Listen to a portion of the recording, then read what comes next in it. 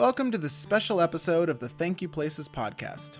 On Sunday, April 16th, 2023, Broadway's longest-running show took its final bow after 35 years and almost 14,000 performances. Andrew Lloyd Webber's The Phantom of the Opera revolutionized Broadway from the moment its overture first rang out in New York's Majestic Theater, and it has continued to hold its own as hundreds, if not thousands, of shows rose and fell around it. Not only is this moment historic, but it's deeply impactful to the three of us as we each consider Phantom's formative role in our theater careers. This is our love letter to the Angel of Music. Join us as we say goodbye. Welcome, everyone. Thank you for tuning in to this special episode of the Thank You Places podcast, our first kind of bonus episode thing. We just wanted to get this out before too much time has elapsed. I am Nathaniel. I have my co-host with me. I'm Allison. I'm Noel.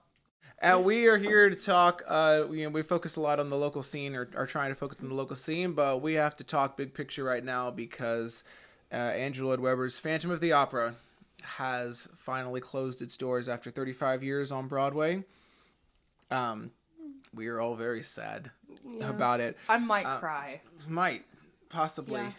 Who knows? So it closed on Sunday, April 16th. We got together and we have the DVD of the 25th anniversary. So we started it right at 5 o'clock when the last performance started and watched it in sync with them. And it was quite the emotional bit. Mm-hmm. So yeah, 35 years on Broadway, and it's about to close on West End too.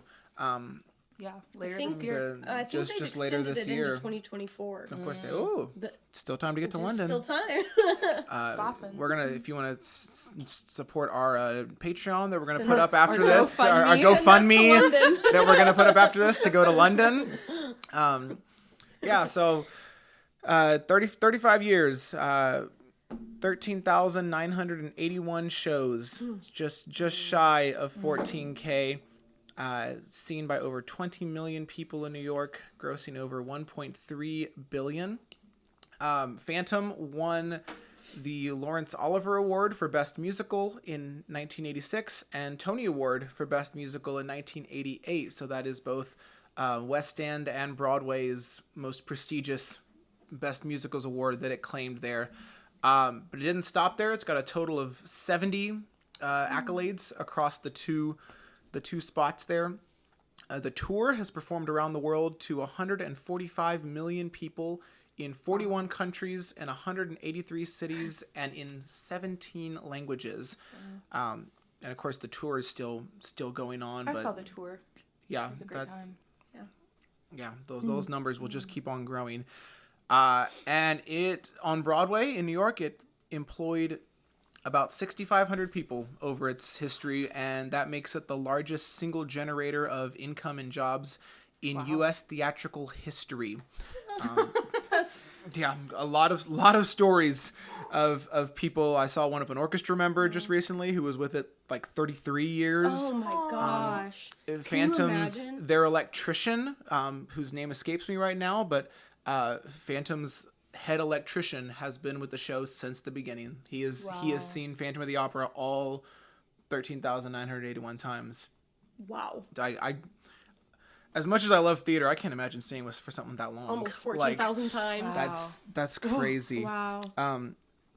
So we're just going to go through and we're going to talk about a little bit of the background of the show, some iconic bits of it set and costumes and all, and just fun facts and just the things that get our nerd. This is going to be a really big nerding out episode. So if you like nerdy things and random details, you're going to love this. If not, stay with us because this is really meaningful. So I'm going to turn it over to Allison first and tell us all of the background of the Phantom of the Opera. All of it. In graphic detail. So, oh my gosh, no. Please buckle up. This podcast will be 83 hours long. So I'll go into just a little bit of the background first, and then I'll kind of tell you some plot, in case you don't know. So how it came to be, it was originally based on the eponymous French novel by Gaston Leroux, which was released like sequentially in what was it? You said a newspaper in France, or a A journal. Something. I can't remember if it was Yeah. that or something else, but I'm gonna say yes. Yeah. So what has come of it from 35 years on Broadway and in the West End? So there's a sequel. There's the Spiritual sequel. Spiritual Fan sequel. fiction written by the author. It literally, that's exactly what it is. The 25th anniversary recording from 2011, which we all hold in our hearts so dearly. Sierra Bodges and Ramin Karim. Oh, the best. Tabitha Fraser. A 2004 movie, which we hold less dearly. Nathaniel goes, Sorry, Emily Rossum and Gerard Butler. There are feelings. And countless performances, countless actors and actresses, countless orchestra members, countless people, and so much more has come from it, I'm sure. I mean, Broadway, like we said before, was completely revolutionized by it. So now I'll go into just a little bit of a plot, just in case you find yourself lacking knowledge of the Phantom of the Opera. Sorry. So, the main plot follows young soprano Christine Daae. She finds herself the object of obsession of this phantom man who haunts the opera house. There's a kind of love triangle, based on how you want to look at it. There's kind of a love triangle between Christine the Phantom and Christine's childhood best friend, Raoul. And there is kind of this back and forth throughout of who to root for. yeah. Kind of, because the Phantom does terrible, horrible things, but Andrew Lloyd Webber and all the writers made a very good show of making you feel sympathy for him. He's a broken man. He's just this broken, sad. tortured man. Deformed, which in that day and age is, complete outcast and everything. Yeah. So there really is this kind of, man, I feel really bad for him, but look at all these horrible things he's done. And like, what do I Christine, think? for the majority of the show, thinks that he is a angel sent to her by her dead father. Or her actual dead father, depending on how you slice it. Yeah. Yeah. So he means a lot to wild her as time. well. Either way. So the story follows these three main characters as Christine and Raoul are relentlessly pursued by the Phantom as he attempts to make Christine his angel of music permanently. Dun, dun, Dun, dun, dun. Dun, dun, I guess dun, it should be dun. dun dun dun dun dun. Correctly there. Yeah. A strong case to be made that the Phantom even cares for Christine. Mm-hmm. Perhaps in a better... I mean, both the Phantom and Raoul just kind of want what they can get out of Christine. But that's a whole nother podcast. Yeah, that that's you can a discuss. whole other episode. You can unpack that for an hour of like who really loves Christine more or better, and depending on how much weight you give to the sequel, Love Never Dies. True. Oof, yeah. Because that impacts a lot. That also impacts that because Raoul is just a deadbeat by the the sequel. It's rough. It is rough, yeah. That's quite interesting. The plot of the Phantom of the Opera, I'm gonna say this right now at the get-go, would all be solved like mini movies. If Or shows, or shows, or I don't know. I said movies. God. Yeah. Like mini stories. The plot of the Phantom of the Opera would all have been resolved pretty quickly if the men had just listened to the woman who was telling them exactly how to solve the problem, whilst they were all trying to figure out how to solve the problem. I married a very smart boy. So the show, again, from West End to Broadway, lots of beautiful, dazzling sets and costume pieces, a lot of which are actually deceptively simple in their construction, as most as many shows are. But there's a lot of really iconic visuals and story bits, and so we're just going to talk about a few of those. Starting with, we have to start with the iconic, the mask itself, and Noel's going to tell us all about that. Oh, yeah. So each actor who's played the Phantom has had the mask specifically cast to their face. So they'll take a face cast with silicone and things and then have this porcelain. It's not porcelain because that would be ridiculous, but it's made to look like porcelain mask cast to their specific face.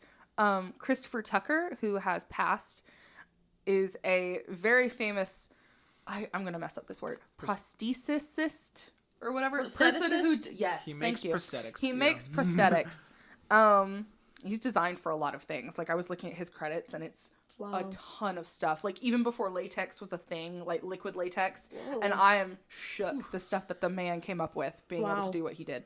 But he was the original designer for the Phantom's messed up face and things. It actually takes each Phantom about 2 hours, give or take, to get all of that glued to his face every night, and all of the makeup and both wigs, like his nice wig and then the gross bald, like nasty hair wig that he gets pulled off at the end.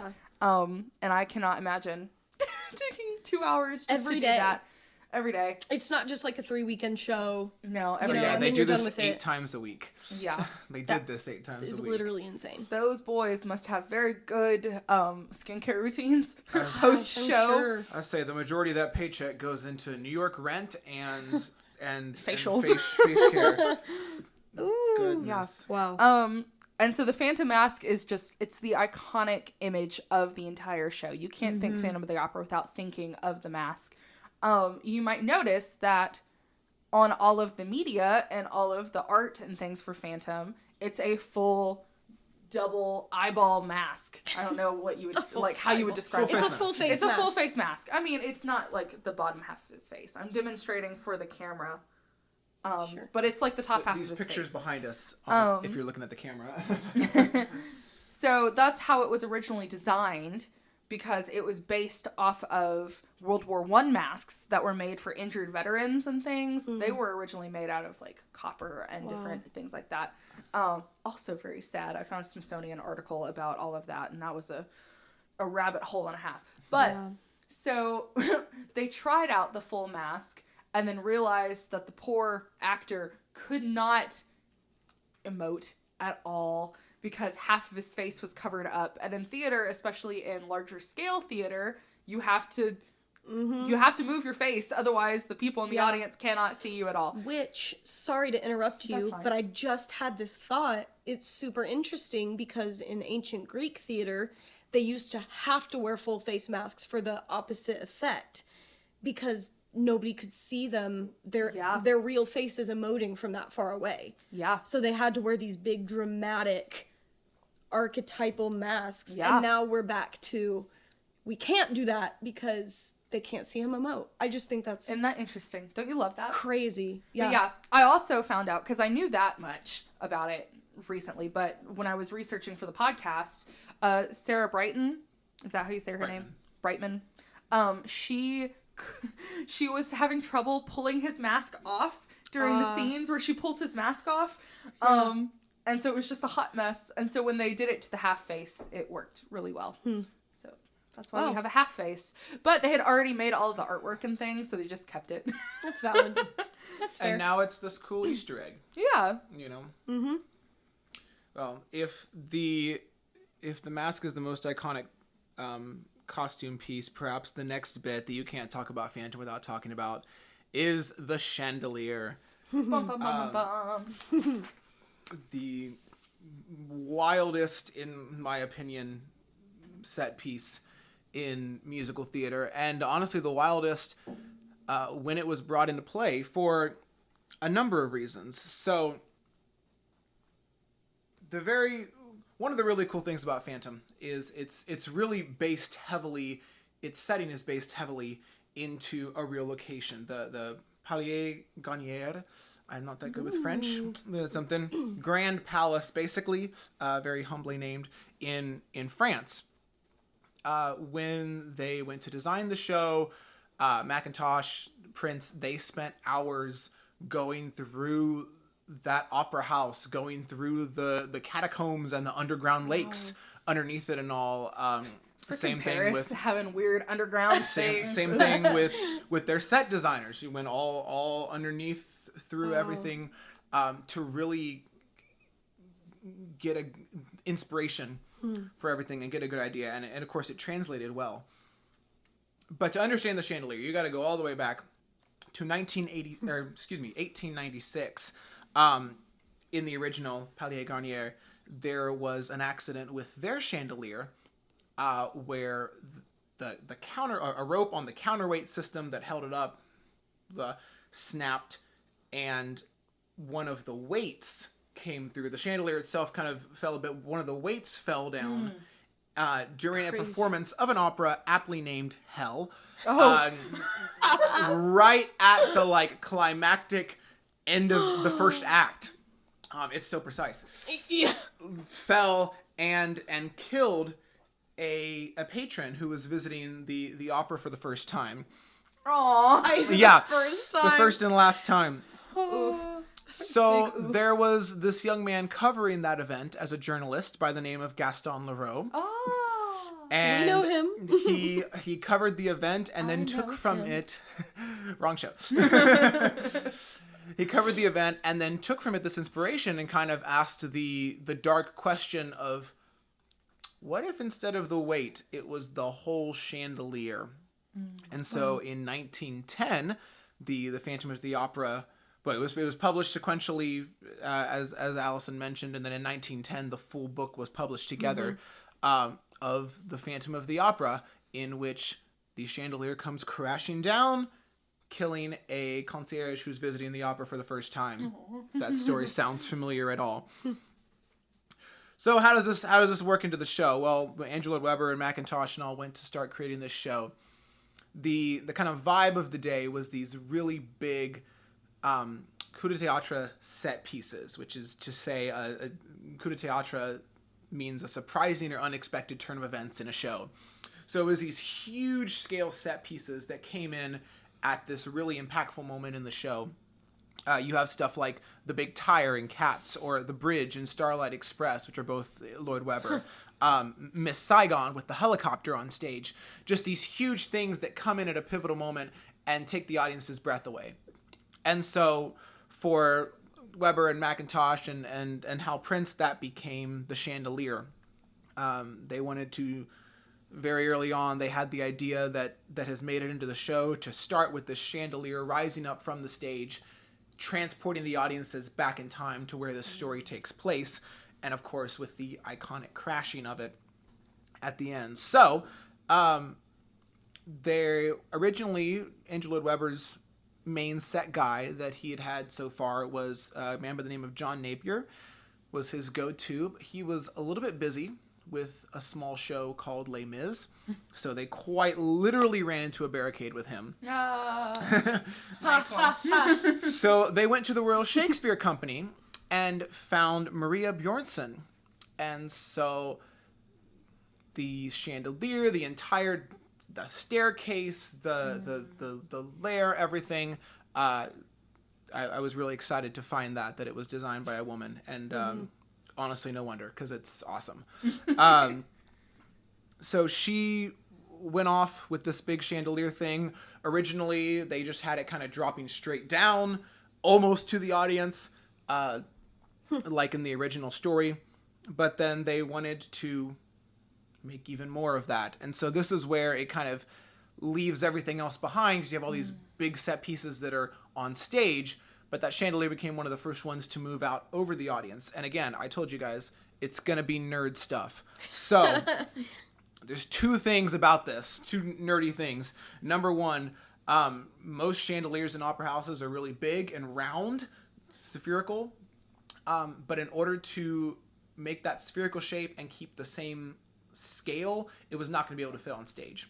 So Maria used a foreshortening technique and made the chandelier skinny and longer. An oval, if you will. Basically, yes.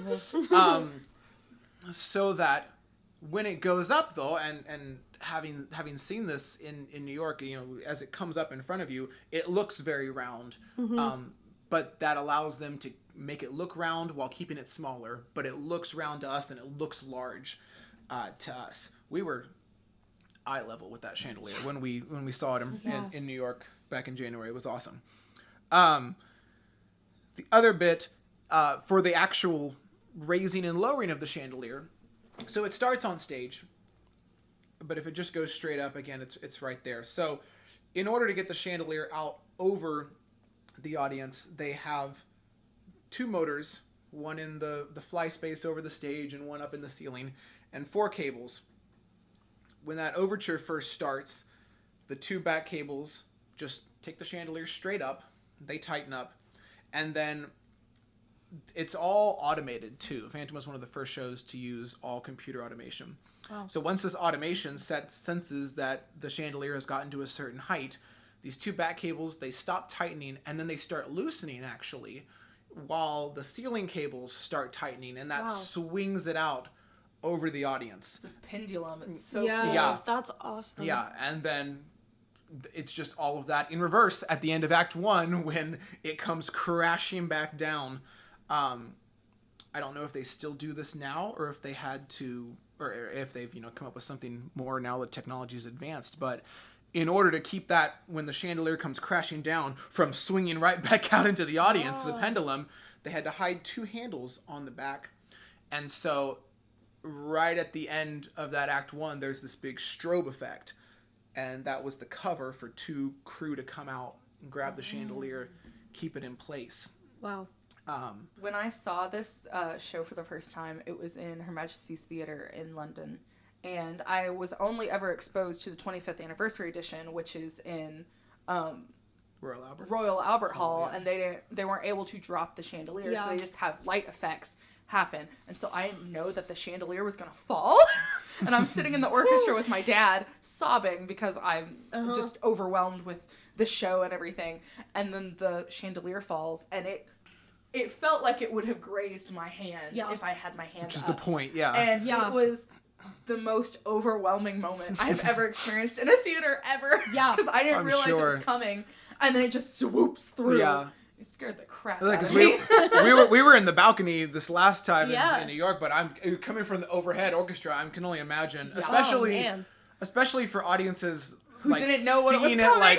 especially seeing it for the first time before I that can't information imagine. had passed. I can imagine sitting in the orchestra and it just right over your head, hits stage in a shower of sparks, and then it's blackout, and you're left to just contemplate what the heck you just saw happen. Like, was that supposed to happen? It makes that my real? heart like Oh, flutter whenever I think It's about so it. good. And Even you- even when I knew it was coming, it's still Yeah. like, whew. There's actors on stage too when it starts falling. Yeah. That have to get out of the way. You don't know if that's going to be, Ah. again, one of the arguably the most iconic set and just action with a set piece. Yeah.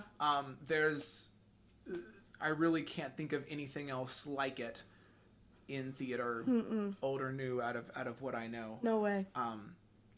There are 30,000 beads on that chandelier. And It took 4 weeks to make. it took a long time to make in separate shops to put it all together. It goes by the name Ruthie, after Hal Prince's assistant, Ruthie Mitchell. And then actually the one that closed on Sunday was Ruthie 2. So somewhere along the way they had to make a new one, but Yeah. Ruthie 2 had her Oh. last bit there. I told you that was going to be very dirty nerd stuff. Oh, but great Doing great. information. Great, love it. Yeah, we love it. Another super iconic piece. I feel like I've already used the word iconic too many times, but You can't use that word you too can't many times with too this many show. times. It's an iconic word. I'm cutting that. Another really iconic piece is the Act 2 opener of Masquerade, a big full ensemble number. And there is a lot to unpack in this number. And so Noel's going to do all that. Yeah. I've been talking I'm for a going to while. unpack some of the costume stuff, and then I'm going to pass it off to Allison for some more literary analysis. So I wanted to bring attention to Christine's dress that she wears in that scene. And if you're unfamiliar, it's this beautiful, pinks and purple hued tutu butterfly looking thing. It's a great number. Originally, it was meant, they had her in a white saloon girl costume. Like Western saloon Yeah. girl, or Yes, exactly what you would picture in your mind of a white dress, like a white and black saloon girl costume. Well, to be fair, for context, it is supposed to be like a Halloween party-esque. yeah, They're so all she was dressed meant up to be in- or a New Year's party. Yeah. New Year's party, Yeah. yeah. But they're all dressed up in different weird clothing. Yeah, weird clothing. So it's fine, and that's what she wore for the first year of shows Wow. in London. But they swapped it, and there's not really a reason stated why they swapped it. Just, I like the new one better. I do too. Yeah. Salon just doesn't seem like it would fit No. the vibe of No. opera populaire. And there's several things that people speculate the reasoning behind that specific costume. I couldn't find like a statement from the costume or anything about it. But there's the whole like transition from where she's wearing this white, innocent nightgown in the first bit of the musical to this colorful costume. Like she's grown from a little white cocooned insect to now this beautiful butterfly and has come out of herself. I also read the differences between like the lyrics and the music of like the music of the night, and it's all darkness and things. And then when she sings "All I Ask of You" at the end of Act 1 with Raoul, and he's like, it's a new dawn, it's a new day kind of thing. And a lot of people and a lot of people were talking about how her dress is reminiscent of like a sunrise and the dawn with the different colors and things. I thought that was very sweet. That, yeah. I really like the costumes in that scene, especially just the different, So much color. the fun things. There's so much color. The 25th anniversary edition, Meg is wearing this half dress, half suit costume, and that's a really cool touch. And then the Phantom shows up wearing a wild outfit. Allison, would you tell us about it? Yes, Very excited about this one. I'm so excited. You guys, this is where my interests intersect. If you don't know, I was a double major in English and theater in college, so this is just my thing. Okay, so the Phantom's costume in The Masquerade is based on the short story The Mask of the Red Death by Edgar Allan Poe. So what's happening in Masquerade is they've had 6 months of peace from the Phantom. He hasn't bothered them in about 6 months, so they're celebrating, rightly so. But then he comes in and he crashes the party, and he's wearing this big dramatic red cape, and his whole costume is red, and his mask, it looks like a skeleton. It's a full skull, yeah. Yeah, it's a the only full time skull. he actually does wear a full mask. Yeah, and his hat is this big red hat with a giant feather coming out of it. And it's seriously one of my favorite costumes in the whole show. But it holds a lot of significance because this moment was based on the short story by Edgar Allan Poe. So I read it today for the first time. I know that makes me a horrible English major. I've read a lot of Poe. There's a lot of short stories in the world to read. And there are a lot of Poe short stories. Yeah. I've read a lot of Poe, just not this one. But so basically, The Mask of the Red Death is about this pestilence that is kind of like the Black Plague, ravishing Europe. Yeah, I'm not gonna know what that means at all. But I do, and that's what matters.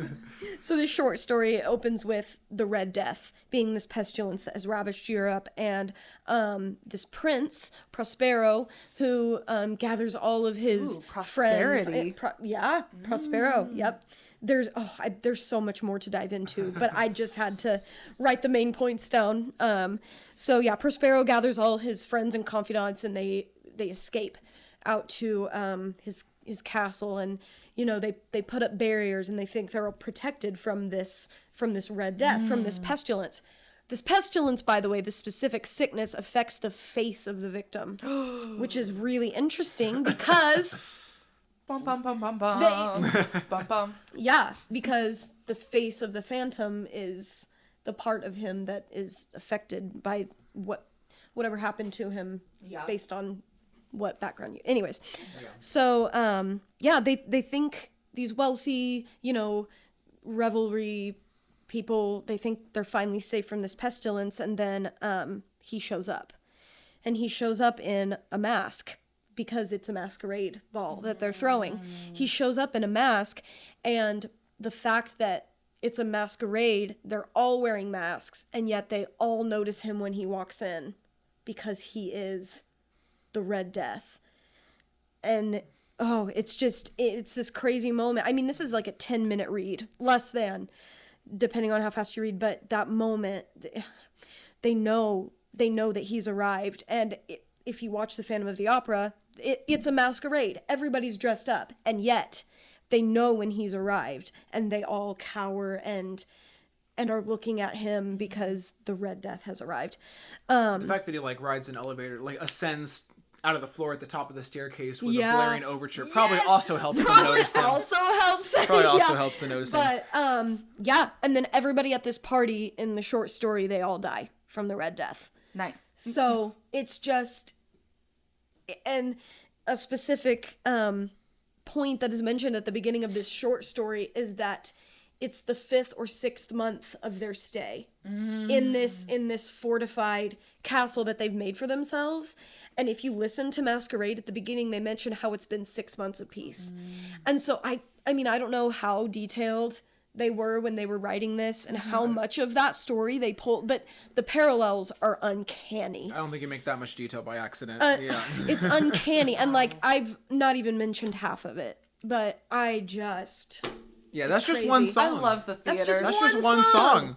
I mean, we could talk about like Think of Me or All I Ask of You, or we could go through every single thing. Threads that are pulled throughout, just the themes. Gosh. And one of my favorite things in theater, I was talking about this with Nathaniel the other day, is like when people sing at the same time, but they're singing different lyrics and different melodies, and you finally see how everything mushes together. Yes. Like the finale of the show where Raoul and Christine and the Phantom are all singing in his lair, and it's this big battle and things, and it's just all of the snippets that they've been singing throughout the entire musical finally come to a culmination. Yeah, Phantom's singing like the melody of Past the Point of No Return, because that's the big dramatic end piece. Christine is singing the melody of Angel of Music, which was a very like sweet and innocent song at the beginning before she realized who the Phantom is. I don't know what the heck Raoul's singing. I don't remember either. I'm like playing it over in my head, and I don't know. My life is over. Yeah. That's what he sings. That's really what he sings. Yeah. So I used to think that it was just a small Easter egg, that just his costume was based on this short story, but the whole scene is pulled from this short story, and the Phantom is like a in that moment, a metaphor of the Red Death. You could get so meta with this musical. You so could make every character mean something else, like a whole allegorical nonsense. But we won't do that today. But maybe. We won't do it today. I cannot even. Yeah, it's so very rich. So good. Yeah. So good. Sorry, I was still zoned out, honestly, trying to figure out what the heck Raoul was singing. I was like, stop to think about it. He's always singing something weird though when everyone else is singing at the same time. Yeah, it's true. It's kind of in there. Well, as we get ready to kind of bring this to a close, I want to talk about how this has personally affected us. Because again, you kind of heard it in the introduction. This has been a really formative show for all of us. That's why it was such a big deal to go and see it. When they announced it was closing, we impulse bought about $4,000 worth of tickets and flight tickets and stuff to New York. We got our butts. Got our butts there on an impulse to go see it. So just kind of go around here and wrap up by talking about a couple things. First of all, just your personal history with the Phantom, how you first discovered it, and what it's meant to you. I'll go first. Sorry, I was definitely looking pointedly at you. I was zoned out watching the fish. I never said your name directly. So I've said it before in our little pilot podcast about when I was in public school in the States. I was in what was the show called? Tom Sawyer Jr. And then I was in Fiddler on the Roof Jr. And so at the time, Fiddler on the Roof, the musical movie, was on Netflix, and I watched that. And then the 25th anniversary edition of Phantom of the Opera was one of the recommended, like, hey, we think you'll like this. And that was the first time I had seen a theatrical performance on stage. Wow. Like, I had seen, The Sound of Music and Fiddler on the Roof and different movie musicals, but I think that was the first time I had seen an on-stage recording. And I mean, I grew up in Eastern Europe. I grew up watching ballets and things on stage, but there's just something about theater. And especially with Phantom of the Opera, again, like I've said, with all of these different themes running through it and everything. Even as like a middle schooler, I was able to pick out all of those bits and pieces. Yeah. And it was just mind blowing that this was something that was available in the world as like a storytelling medium. It was just, it's just overwhelming when you first see it. Yeah. And especially that being like your first experience with theater. Mm-hmm. It was so good. Yeah, what a start. I know. Nothing's good after that. It's true. It's true. And then that was my jam. And for my 18th birthday, we were still living in Europe at the time. I had to leave the country for visa stuff because I was an adult. I couldn't mooch off my parents' visas anymore. And I thought we were just going to a neighboring country for a little trip to get some stuff done. And my parents surprised me with a trip to London to go see it on the West End. And that was my first, like, physically watching a show in person. Again, nothing tops it. After seeing it in London. Phantom of the Opera on West End. Her Majesty Theater. And then... why see anything else? I saw it when it was on tour in Memphis at the Orpheum. And then I saw it with you guys on Broadway. And it was... Which was both of our first Broadway shows. Yeah. It's very near and dear to my heart. Same. It was also my first Broadway show. I thought you'd seen it before.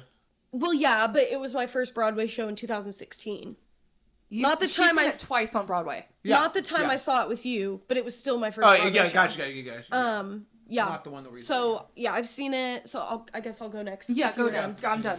Yeah, my parents took me to New York City when I turned 16, and we went and saw it. And my sister had grown up watching the 2004 film, but I never sat down and watched it with her.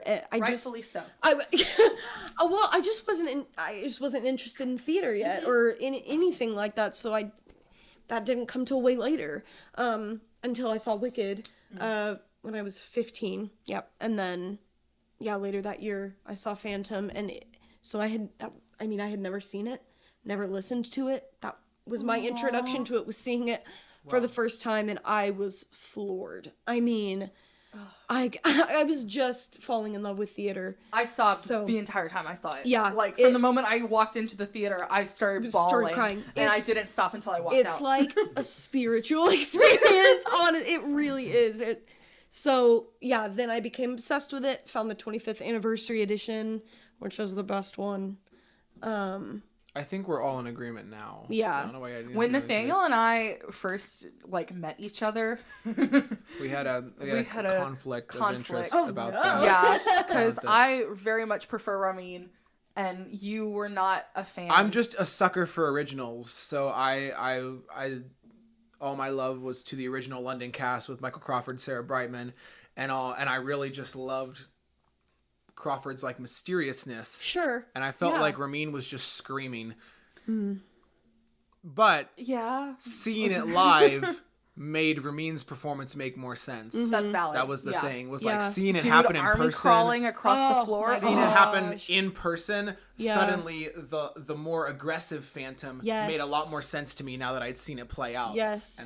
And I like both. I like both interpretations of his character. Yeah. The thing about the 25th anniversary version that lights up for me is their chemistry. Mm-hmm. The chemistry between Christine and Phantom, even when it doesn't make sense and it's yucky, they just have this this like Sierra Bodges crazy. Is the best Christine. We've never disagreed on that. No, she's so good. She's so good because she gives it so many levels and so much depth. So good. Crazy good. Anyways, that's my... I mean, I really don't have anything else to say except I just fell in love with it. Yeah, and that was it. Oh, yeah. So good. I grew up in a very musical family, so my sister is probably the one that... definitely is the one that introduced me to more like the direct musical and like Broadway level stuff, and my dad also knew a lot of that as well. He had taken her to see Phantom in New York on her 16th birthday, but she's 17 years older than me, so I wasn't even a thought at that point. But they had talked about it. Once or twice I had heard like the title song, which was, I mean, it's a bop. However you, It's a bop. whatever your opinions on music are, it's just, that dramatic in the organ and words of percussion the and students, guitars and all going it on. slaps. It slaps. It's electric. I hated that I just said that. You said that too. You too. So that was exciting. And I really didn't know. It's funny because I didn't really understand how theater worked yet at that point. I didn't understand how Broadway worked. I literally thought Broadway was one street in New York that was just lined with theaters. It's how they make it sound. Yeah. That's how they make it sound. Great White Way. And I had no idea what the actual plot of Phantom was. But somewhere in my young brain, from how they talked about it and conversation and all, it just clicked in my mind that, like, this is the ultimate musical. And seeing the Phantom of the Opera on Broadway is the ultimate musical experience. So Yeah. seeing Phantom of the Opera on Broadway has been on my bucket list since before I really knew what the Phantom of the Opera or Broadway were. We did Tiny it. Nathaniel. It's very tiny Nathaniel. At some point in late high school, I finally watched the movie. And being ignorant, thought it was fantastic. He goes, and being ignorant. Being ignorant. I thought it literally was fantastic. remember like having conversation late high school into college, being like, that's as far as like accuracy. Once I had listened to the stage soundtrack, as far as like accuracy from stage to film goes, like that's one of the best ones. Oh. So many words that I regret. So many words. But again, I don't remember if it was like late in high school or early in college before I finally listened to the original London cast, and just completely fell in love with the show, started to understand its plot and everything and all. And, and then I actually got into theater and was able to actually understand it from that perspective. And it got even crazier. And so, like I said, when they announced it was closing, I was like, this has been on my bucket list forever. We have to go right now. That is the fastest my husband has ever made a decision I don't in make his fast entire decisions. life. I I don't remember- make fast decisions. It was literally like a 3-day turnaround, It which is literally- really fast for me. Making big purchase decisions. I will never forget getting like a 4-minute Snapchat video from Nathaniel. And I open it and it's him driving and going, okay guys, we're going to hate ourselves if we don't do this. And then listed out like how we were going to do it. And we were all like, yeah, okay. I was like, you don't have to convince me. You don't We have to like convince us, went like, over well, to Allie's apartment that night and like sat down and bought everything. I got back from rehearsal and they had already bought plane tickets. Yeah, she was in rehearsal. It's true. I was like, oh, we're not discussing this. We're doing this We were right now. That we were, I was Yeah, like, we like She got back and we were like, hey, meet us at your apartment after rehearsal. We'll talk about we'll get everything kind of set out to how we'll do the it. plane tickets had She already walked been back purchased. in and I was like, all right, so we're flying out this day at this time. That was a great time. It was a great time. And it was wonderful. So one of the best trips of my life. Yeah, it was really good. Lots of fun. I do have some fun facts Yes. before you close us. Yes. First of all, they use about 250 kilograms or 550 pounds of dry ice for every performance. I would like to know how much that was over 35 years. Literally, We asked Well, tons multiply. and tons Multiply that by. tons. Here we go. I don't have my phone with me. no, they're all recording. Okay. Alexa, that's right. how much is 35 times 550 pounds? No. Wait. 35 times 550 pounds is 9.625 short tons. That was you just did that per year. I'm so confused. Wait, Alexa, how much is 13,981 times 550? Oh, okay. She's camera shy. Okay, fine. It's It's fine. okay. We'll find it out later and we'll We'll post put it in the It'll be a description. fun Yeah, it'll be a little fun bit. little tidbit. That's a Anywho, lot. Yeah, that's there's a a lot of lot dry of ice. there's a lot of fog. That's a lot of Yeah, a dry lot of ice. fog. There's a lot of fog because Yeah. it's got to be like the water and stuff Yeah. in the air. It's just I like love that rolling. scene where Yeah, it's really good. the candles rise up out of the Coming ground. out of It's the water. beautiful. Yeah. It is beautiful. Also, so at the end, when Madame Giry is taking Raoul down into the Phantom's lair to show him where the Phantom has taken Christine. Ooh, Queen. spooky. She looks horrified. Okay, and that's not just because of the height of the bridge. I learned that they originally had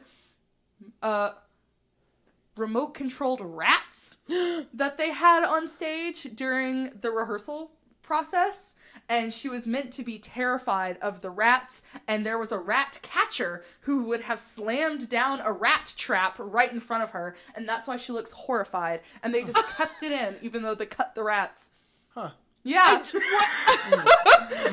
I mean, Nathaniel's just looking at me like, what? you I think didn't know she'd that. be horrified of the, like... Madame Giry has a very complicated relationship with the Phantom. She does. Like, does. We could talk a whole episode about it's that. it's not motherly, but like A little. a little bit, not A little fully, but like motherly, she yeah. knows what's going on, and she knows like, hey, just let him do his thing, kind of thing. Like, Yeah. Yeah. I think it's like a healthy fear of him. She knows what he's capable of. But Yeah. also, but she I think, knows if she respects him. but she's also sympathetic towards him. Yeah. Yeah. Until Love Never Dies, when she just goes off on him. Valid. He Valid. drove her daughter to craziness. Anywho, they won't also spoil any of that. wanted a horse on stage, which they cut because a horse in live theater is a hot mess. Yep. They also, during All I Ask of You, during the transition between, Christine having a little panic attack moment and Raoul being like, oh, hun, it's okay. They wanted doves released live in the theater, which would be a beautiful thing until half of your audience of very bougie people got pooped on. I mean, forget the dry ice. Think of how much poop that is over 35 years. Alexa.